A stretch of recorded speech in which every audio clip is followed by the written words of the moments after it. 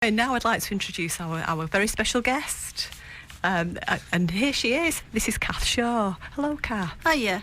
Hello, and actually she's got somebody here with her as well, who's a big friend of ours. We've got Albert Thompson, so hello, Albert, as well. Hi. Hello, Albert. So, Kath, do you want to tell us a little bit about this really exciting venture you've been involved in and working on for some time? I'm working on doing the world's longest rhyming poem. Yeah. At the moment, it's 100,000 words long. And I've actually done a shorter version of this poem, and I've published it as a book, and it's called The Jaw. That sounds great. And it's 60,000 words long. That is big. It's big, yeah. That's a lot of words, that isn't is it? really big, yeah. You know, if you think about sort of a standard kind of poem and maybe sort of 16 lines, it's absolutely... Oh, it is, totally, yeah.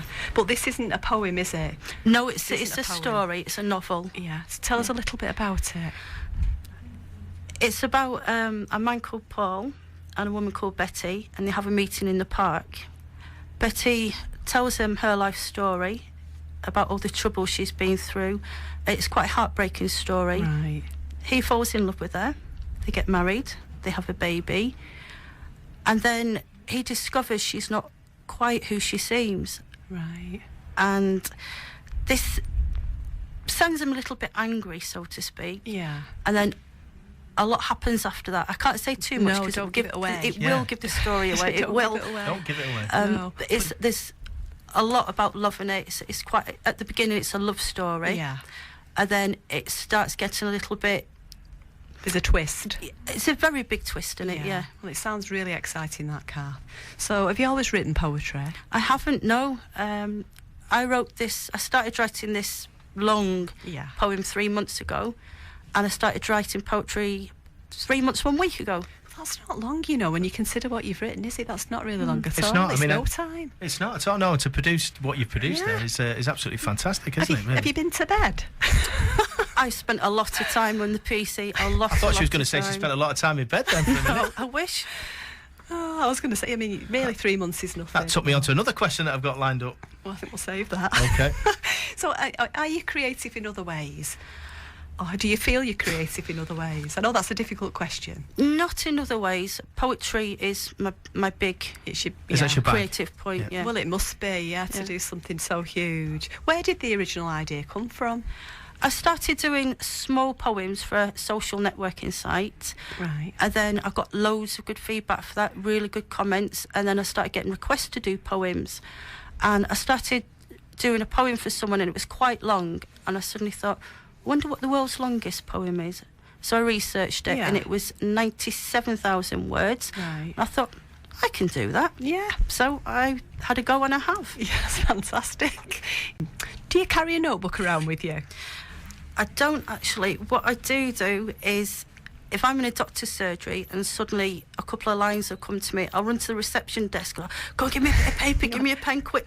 And I will stand in the queue for 10 minutes if I have to, reciting the lines over and over and over in my head. And then they just look at me as I'm like totally weird, you know. Kath, you need a notebook. Yes, I do. I Yeah. think you need a notebook. So, when do you write best? Or is it just any time, literally like that? When the children are in bed and I get some peace and quiet, that's when I write my best. Yeah. I suppose that's quite normal, really, when you've got some peace to do it and you can concentrate and focus. It definitely is, and I think that sometimes is the best time. I know that when I have to remember stuff, sometimes it's at night time that you tend to remember it, or just before you're about to go to sleep. Yeah, when I'm tired, I find... Yeah. But then when you've just got in bed and turned everything off, then you remember there's something you've not done. Yeah, then I and you wake get up and I scrap And you for can't find a and pen. paper, I yeah. know, yeah. Happens to us all. So Kath, what's next for you? I'd like to just keep writing poetry. I would like to do one, maybe 2 more books. The follow-on from The Jaw. Yeah. Tell us a little bit more about The Jaw. How can we get The Jaw if we want to get The Jaw? It's available to buy on lulu.com, and you just type into the search The Jaw. Right. It is the only The Jaw on there. It's retailing at $9.99, Right, which is actually is a very good price. Good. Yeah. So that's so, and I would recommend that from what I've seen, and I've not seen all of the jar, but I've seen a few of your poems now, and you're actually going to record some for us for the radio, aren't you? I am, yeah. Yeah, so that's really good. I'm looking forward to that. We've got lots of different people to do that and read for you, and so that will be nice. But Kath's stuff's all good, and I would highly recommend it. It is. Just a little question, Kath. I noticed that you've not got a Salford accent. I mean, where were you born? I was born in Aldershot. Right. My dad was in the army, so travelled all over Europe. Yeah.